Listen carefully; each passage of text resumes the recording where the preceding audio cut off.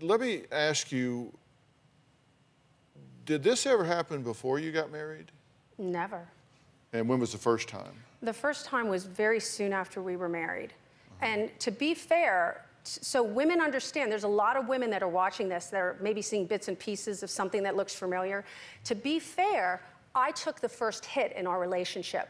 And so I went after him. I don't know what he said. Maybe he said, I don't know if you heard of any, I don't know what was shown yesterday, but he said things to me like I wasn't the prettiest woman he ever dated. He always pictured himself married to a tall blonde. He wanted to have more than one wife. He wished he could see every woman's boobs in the whole world, okay? I'm not justifying my actions, but what I'm saying is I threw the first hit. I'm 5'6", he's 6'5".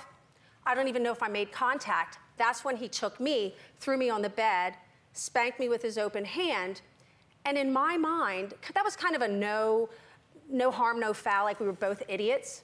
And so I kind of forgot that one.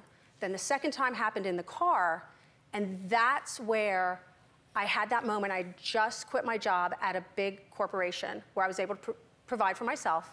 I sat in the back of that van. I wouldn't sit in the front seat. I sat in the back, and I thought, I can't go back. My pride. It was my pride that kept me in that relationship instead of telling my mom, calling one of my bridesmaids, telling them I was in this relationship that was bad, but I stayed. Joining us in the audience is a family friend to Renee and Kirby. Trina was actually a bridesmaid in their wedding 26 years ago, and she says she's seen a change in Kirby over the years. So maybe, I mean, it's not that he was the same the day they married, but that there's been a change since then. What has changed, Trina? Oh, everything. So what we saw yesterday in my conversation with him when we were talking is not the Kirby that you met originally.